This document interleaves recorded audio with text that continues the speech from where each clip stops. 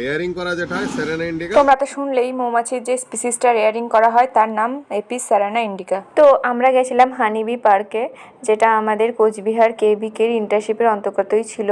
তো সেখানে গিয়ে আমরা হানিবি সম্পর্কে অনেক কিছু জানলাম। আর বিশেষ করে আমরা যে বিষয়টার উপরে ওখানে গেছিলাম শেখার জন্য, স্টিংলেস হানিবি, যার সাইন্টিফিক নেম টেট্রাগনুলা এরিডিপেন্নিস। স্টিংলেস বলতে বোঝাই যাচ্ছে এর কোনো হুল থাকে না, তাই এই মৌমাছি কামড়ালে হুল ফুটে যাওয়ার কোনো সম্ভাবনা নেই। সাধারণত মৌমাছির চাকে আমরা একটাই রানী দেখতে পাই, কিন্তু এই মৌমাছির চাকগুলোতে একের অধিক 2 থেকে 3টি রানী থাকে। মৌমাছির রেয়ারিং বা প্রতিপালনের জন্য এই স্পিসিসটা অনেক ভালো, কারণ এই মৌমাছির মধুর দাম সাধারণ মৌমাছির মধুর দামের থেকে অনেক বেশি হয়। এটি মূলত গাছের কুঠোরে বা মাটির হাঁড়িতে চাক তৈরি করে। রেয়ারিং এর জন্য এই মৌমাছিকে ওসব জায়গা থেকে সংগ্রহ করে আনা হয়। রানী মৌমাছিকে সংগ্রহ করে আনা হয়, যাকে অনুসরণ করে অন্য সব মৌমাছিও চলে আসে, তাই নতুন চাক তৈরি করা সহজ হয়। হানিবি রিলেটেড পার্ট 2 ভিডিও আছে, তাই এই ভিডিওটা ভালো লাগলে লাইক, কমেন্ট এন্ড সাবস্ক্রাইব করে দিও।